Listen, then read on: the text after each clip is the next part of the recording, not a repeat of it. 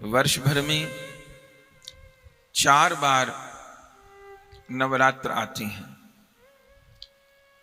2 प्रगट नवरात्र होते हैं, 2 गुप्त नवरात्र होते हैं। प्रगट नवरात्र माने जिनको हम सब जानते हैं, मंदिरों में विशेष पूजा अर्चना होती है।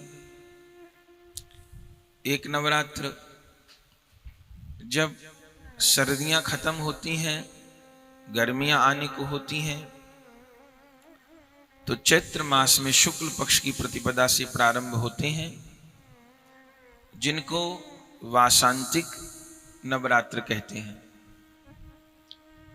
दूसरे प्रगट नवरात्र जब गर्मी समाप्त होती है और शरद ऋतु का आरंभ होता है, उस समय में आश्विन शुक्ल प्रतिपदा से शारदीय नवरात्र।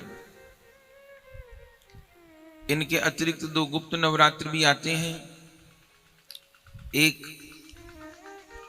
आषाढ़ में शुक्ल पक्ष की प्रतिपदा से लेकर के नवमी तक, और एक माघ मास में शुक्ल पक्ष की प्रतिपदा से लेकर नवमी तक। तो 2 गुप्त नवरात्र होते हैं, 2 प्रगट नवरात्र होते हैं। भारतवर्ष में गुप्त नवरात्र को गुप्त विधि से और प्रगट नवरात्र को प्रगट विधि से मनाया जाता है। तो दोनों जो प्रगट नवरात्र हैं, चैत्र के वासंतिक नवरात्र और शरद ऋतु के शारदीय नवरात्र, ये दोनों नवरात्र मुख्य रूप से भगवान श्री राम की लीला से जुड़े हुए हैं। जो चैत्र में नवरात्र आते हैं होली के बाद, उन्हें वासांतिक नवरात्र कहते हैं। उन नवरात्रों की पूर्णाहुति रामनवमी के दिन होती है।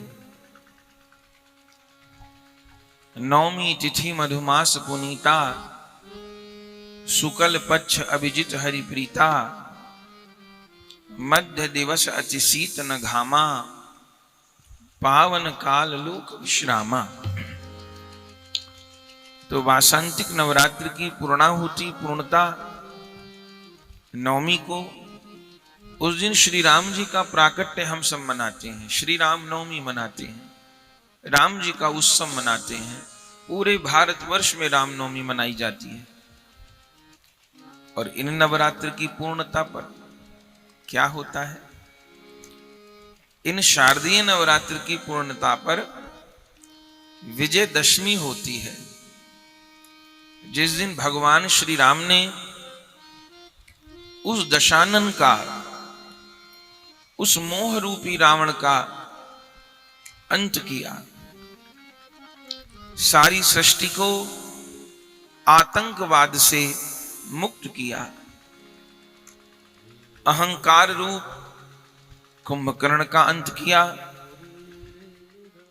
काम रूप मेघनाद का अंत किया, और मोह रूप रावण का अंत किया। तो दोनों नवरात्र भगवान श्री राम की लीला से संबंधित हैं।